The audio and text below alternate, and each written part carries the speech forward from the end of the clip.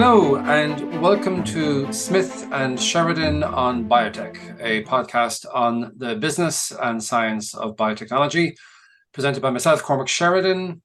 And me, Andy Smith. Hello, Cormac. How are you? Hello, everyone. Hi, Andy. How are you doing? Fine, thanks.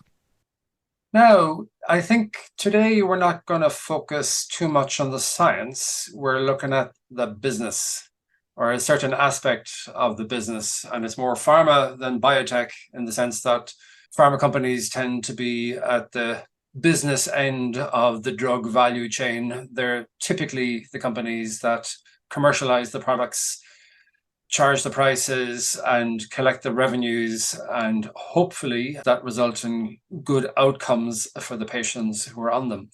And at your suggestion, Andy, we're taking a look at the likely implications of the Inflation Reduction Act on the pharmaceutical industry. What do you think are the most important aspects? And I suppose just point of view of background, the Inflation Reduction Act is a vast body of legislation that encompasses America's transition to renewable energies, huge amounts of spending to achieve a shift away from fossil fuels and embracing renewables, changing infrastructure, et cetera, et cetera, et cetera. It's voluminous. Some of the savings that will be generated in areas of government expenditure, such as government spending on drugs through its Medicare scheme, will go towards funding some aspects of this. And it's fair to say that the pharmaceutical industry isn't particularly happy about it, is it? No, and you can see that's why that would be the case. I mean, at its very top level, the Inflation Reduction Act was brought in to address tacitly, I suppose, the annual price increases that drug companies apply every year, or perhaps even twice a year, and to keep that level below the rate of inflation. Again, I mean, it's quite laudable to do that sort of thing, and it's been superseded by higher rates of inflation than were ever applied to drugs bi-yearly or annually. So that aspect of the Inflation Reduction Act, in fact, the actual synonym is academic now. One of the other aspects that creates most desire is for the government or Medicare, part of the Centers for Medicare and Medicaid Services. That's Medicare drugs are dispensed and prescribed to seniors in the US, whereas Medicaid drugs are the programs for the people without employment and below a certain threshold of earnings. In that respect, the aspect of the CMS, Centers for Medicaid and Medicare Services, looking at its biggest drug costs and saying, we can't afford to do this, because the rate at which the elderly population in the US is growing is going to mean that Medicare, Medicaid, Medicare largely, is becoming underfunded or will bankrupt it effectively. And that, of course, can't happen. And as you say, the Inflation Reduction Act got bipartisan support. And the other target, incidentally, or the other tacit target, is the out-of-pocket cost paid by people in the US who need it to get their prescriptions filled. And who can argue with that? You can't argue with the inflationary aspect of drug pricing. And largely, as I've said, that's academic. You can't argue with the fact that, it's important to get the cost. And there was a study, I think, some time ago by the IQVIA Institute. And I think it's something like 25 or 30% of prescriptions are abandoned at the pharmacy if the out-of-pocket cost is over $25. That's terrible, right? For people to go in and get their probably life-saving medicine, insulins or SGLT2s or hypertension drugs, and realizing when they're charged $25, $30 that they can't afford it that week, and they just walk out of the pharmacy. Those aspects is not surprising that those aspects got bipartisan support. And it's not surprising that with the growing US senior population and the number of drugs that are prescribed to elderly people, because as we get older, we take more drugs to keep us alive for longer. So the government or the federal cost of those programs is going to get pretty scary. So that's where the Inflation Reduction Act comes in, and the focus on Part D and Part B Medicare drug spending, the gross spending or the amount of that. So in order to get that down, the Centers for Medicaid and Medicare Services will identify initially 10 drugs, then 15 drugs, then another 20 drugs eventually. And they'll renegotiate those prices directly with the pharmaceutical industry. And the slightly exciting bit is that that's actually going on today, early November, so that they're actually having those discussions at the moment. Isn't it a weird quirk of the American system that until now, the CMS was actually forbidden to engage in drug pricing and negotiations? It was the biggest buyer of these products, and yet wasn't able to negotiate volume discounts, wasn't able to say, we're not actually happy to spend that. They were a price taker rather than a price setter. And sometimes in life, there are these things that stick out like a sore thumb. Yeah. And that the inability or the illegality of Medicare to negotiate one of the biggest purchasers of US drugs to negotiate the pricing on those drugs was one of those sore thumbs. And I mean, okay, just for the listeners who mightn't be following this too closely, the first 10 drugs that are subject to the Medicare price negotiations, I'm going to quickly list them if people have the patience. There are 2 anticoagulant drugs, Eliquis from Pfizer and Bristol Myers Squibb, and Xarelto from Johnson & Johnson. There is 2 sodium glucose transporter 2 inhibitors. I might have that incorrectly. SGLT2 inhibitors, very important drugs in diabetes and heart failure. Jardiance from Boehringer Ingelheim and Eli Lilly, and also Farxiga from AstraZeneca. There's a heart failure drug Entresto from Novartis. There's a cancer drug called Imbruvica from AbbVie. There's Johnson & Johnson's anti-inflammatory antibody Stelara. And there are 2 fast-acting insulin products from Novo Nordisk, Fiasp and Novolog, and all sorts of form factors and flavors of those products. And these are all multi-billion-dollar selling drugs for the most part. And a fair chunk of those product revenues actually comes from Medicare, the Part B scheme, several billions. And also now we have, I think, 6 manufacturers and 2 industry groups have filed lawsuits seeking to declare that the Medicaid drug price negotiations are unconstitutional or unenforceable. I'm just quoting from a recent piece in Forbes by Joshua Cohen. These obviously will take place in various jurisdictions over the coming months, I'm assuming. It will be very interesting to see how they'll play out. I have no idea if you have a view or not as to how that's going to go. I think you're not putting your lawyer's cap on. Yeah, I'm not a lawyer, so this is just a personal view of looking at the sector for a number of years. But I have described it, and you know this, Cormac, that the Inflation Reduction Act will end up being a bit of a storm in the teacup as far as the pharmaceutical sector has been concerned. And some of those drugs you mentioned, Imbruvica, for instance, and other Stelara, they'll be either generic or biosimilar in the reasonably near future. So what is the point of discussing about those when generic drugs or drugs with a generic approved and on the market or a biosimilar are excluded from the Inflation Reduction Act? Whatever affecting those particular drugs, it won't be very long, or it won't last very long. Conversely, the first 2 drugs you mentioned, the anticoagulants, you can see they are big spends for the US government, because as we get older, our hips and knees wear out and we need operations to replace those. And then after that period, for a period of time during and after that operation, you need anticoagulant therapy. So there are lots of those drugs sold by seniors. So the first aspect of generics and biosimilars are excluded from the Inflation Reduction Act. Might turn out that those aspects or those drugs or potential price renegotiation for those drugs was a bit of a flash in the pan or a storm in the teacup. But there are others where it will come down to the government saying, well, look, you charge us this much for this drug. And the interesting thing is that the Centers for Medicaid and Medicare Services already know what a discounted drug program looks like because they run them. So the US government has the Veterans Administration, which has a discounted drug program. It has Medicaid for low-income people that has a 25, I think it's 25 or 23% mandatory price cut on list price. So it knows how to do this sort of thing.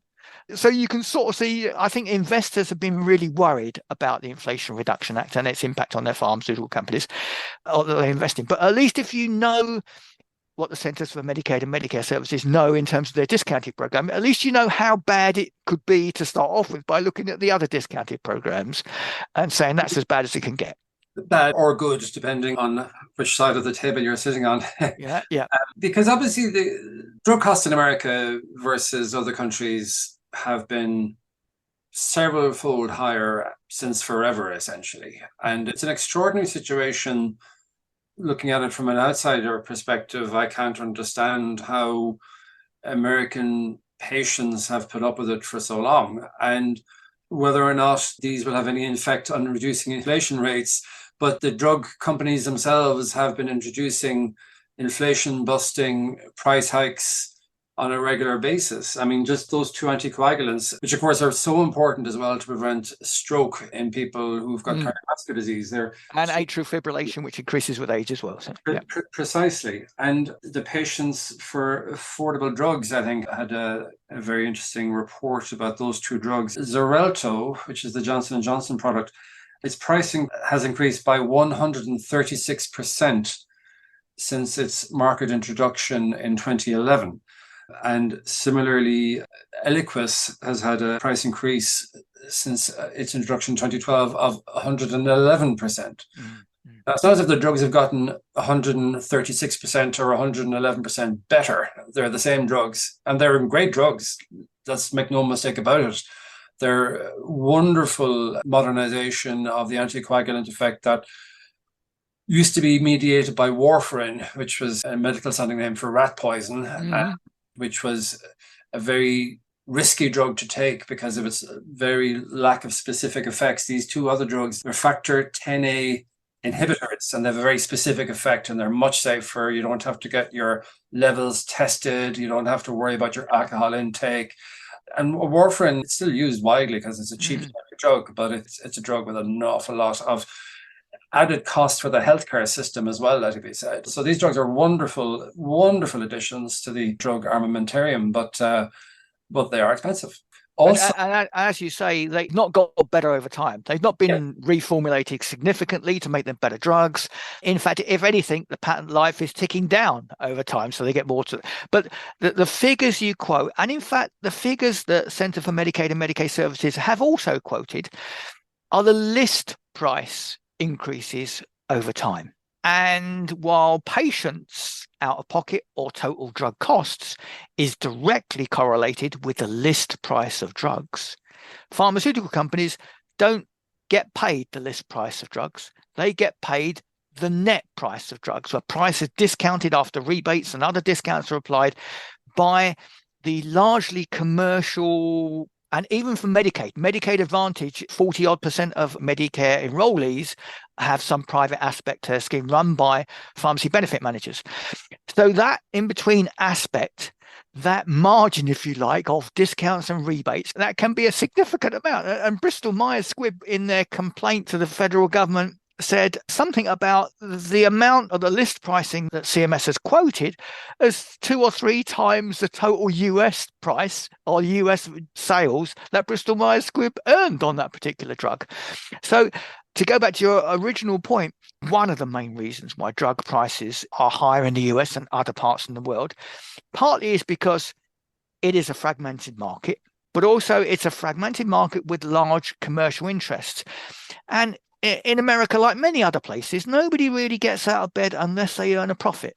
So you're not going to administer drugs to that many 300 and odd million people if you're going to earn a profit out of it. And those administrators of those drugs, the pharmacy benefit manager and the insurers, take a large amount of that profit from the pharmaceutical companies, or they actually never pay it to the pharmaceutical companies. They just get discounts. But the important thing is that patients pay, their cost is related to the list price, not the price that pharmaceutical companies are paid per drug or per dose. But still, I mean, just to put the numbers down, Eliquis generated, as far as I can make out, sales of $11.8 billion in 2022. Xarelto generated another $7.2 billion. And these are the revenues booked by the pharmaceutical companies. So these are amongst the top 10 or 20 biggest sellers in the industry. These are large amounts of revenue. But the other question too, though, I mean, you raised the point earlier that no drug that has generic competition will fall under the Medicaid drug price negotiation scheme. These drugs, just these two in particular, they're amongst the longest on the market of the first 10, not the longest established, but they're both venerable drugs at this point. Eliquis was first approved in 2012, and Xarelto was approved first in 2011. And I mean, normally the composition of matter patent on a drug would be about 20 years. And if it takes, say, 7 years or so for the development to occur after the disclosure of the patent information, you might get 13 years on the market or so. And a lot of these drugs, they have notoriously held off generic competition, or they've limited generic competition through legal and commercial maneuvering. And obviously, the whole premise of drug pricing rests on the notion that, yes, we will charge high prices during the patent life of our product, and then when it goes generic, it will be available for tens of dollars possibly. And when a drug goes generic, it's one of the best value propositions available, but prior to it, the cost is high, and particularly high in America. But I think there's a huge frustration about the maneuverings to extend the patent life. And I can't understand, again, there will be a lot of popular support for a very clear-cut position to take on the patent life related to the sort of commercial life of a product. Whereas we have some drugs that are lying around the place for 20 years and they're still charging branded prices. And I think that's a real problem for the industry. And I think it's one of the reasons why an awful lot of people are just playing their tiny violins when they hear the drug industry saying that innovation is threatened by any efforts to curb their profit taking.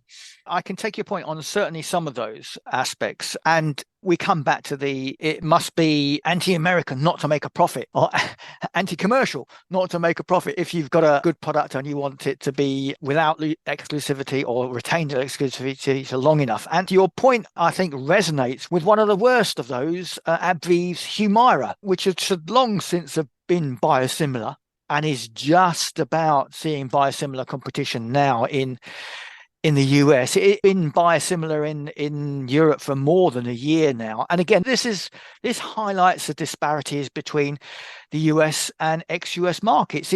I spoke to in 2018, I spoke to a pharmacy manager in the UK who was anticipating, relishing the day when Humira went biosimilar, because in her hospital group, it was the single largest drug cost. This is the NHS we're talking about. The pricing differentials were always there between the US and the UK.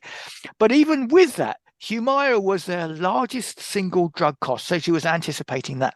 Now, it's and Europe embraces biosimilars like no other market. They've got the tendering for that sort of thing down to a fine art to drive the prices down. But in the US, as you were hinting at earlier, the labyrinthine, dysfunctional aspect of the US healthcare system means that pharmacy benefit managers, for example, have formularies. And if there is a cheaper option out there, like cheap biosimilar insulin or biosimilar Humira, if it doesn't generate as much profit for them as the branded version, then it won't be on formulary and their insured lives won't get offered it. That's a bit of a paradox, isn't it? We used to think of the term financial toxicity only applies to certain cancer patients in the late stage of their disease, or they couldn't afford their therapy. But it's spreading out into other therapeutic areas now, even diabetics who can't afford their insulin, when the other good aspect of the Inflation Reduction Act was it brought in a price cap for insulin. Now, insured lives with commercial entities aren't largely, it seems, aren't getting the benefit of that. And also, none of these discounted prices will kick in until 2026, am I right? Yeah, and it's a bit of a paradox because, as you say, Humira was on the original list. There would be biosimilar competition in the US. There might not be many prescriptions written for biosimilar Humira by that. And Imbruvica may be a generic by that stage, but there are others potentially. So again, we are perhaps worried about some drugs that will be excluded from the Inflation Reduction Act by the time the price renegotiation comes in, and they should be by that stage cheaper. Yeah, so it's going to be interesting to see how it plays out. But Yeah. point you were making that it's a storm in the teacup, it'll be very interesting to see. I mean, Medicare's leadership will obviously need to show some result. They'll need to show some numbers in order for this to be a political and a financial success for the American taxpayer. But so much of it seems to me to be because of all the other factors you've mentioned. A bit of it's going to be fiddling around the edges here, but maybe this is a start and maybe it's a long-term game, and that it will result in, over time, some sort of a price control mechanism for medicines in the USA. As you were hinting earlier, it doesn't apply to newly launched drugs. They have to be on the market for a certain period of time, which sort of intersects with that patent life point you were trying to make earlier. So it's only those companies that have been on for a long enough time. And it almost brings forward genericization of pricing genericization. It's 7 years, I believe, is the period of time. Or I think it's 13 or 12 years for biologics. But yes, yeah. Wow. I mean, to me, the whole patent thing, it's another question entirely, but arguably it's not working for society properly. And another reason why, your last point, as you look back, that CMS needs to scalp to say, look, this is what Congress empowered us to do, and this is what we've done. And we're both old enough or long in the tooth to realize that there may be some cosmetic aspects to that, which are tacit by nature, but aren't actually financially big impinges on the sector. And one of those could be that they say, well, we looked at Medicare Part D drugs, or these particular drugs, and we looked at their discounts, and we brought them down to 23%. Well, that's not far away from what the PBMs, our pharmacy benefit managers, are generating, or the discounts are generating, and it's not far away from what Medicaid are generating at the moment. So it could be a small win. The important part is, will whatever cost savings are generated by the Inflation Reduction Act be passed on to the patients, which is who this whole out-of-pocket thing was directed against? And my fear is that they won't. They will be absorbed by the middlemen that come in between the pharmaceutical manufacturers and the patients, whether it's drug wholesalers, whether it's pharmacy benefit managers or insurance companies, and they won't see the benefit of what was intended, a great piece of legislation that intended the best for them. But there is this cap now on out-of-pocket expenses to patients of $2,000, right, per year. Yeah, and that's for Medicare Part D enrollees. Yeah. So people who have Medicare Advantage, so that's where you have 43% of seniors have some commercial aspect to their senior insurance, and Medicare Advantage includes another things like dental, for instance. So you pay for that extra, but that's excluded from the Inflation Reduction Act. So it's a number of these things with legislation. The exclusions are the things that carry the effect.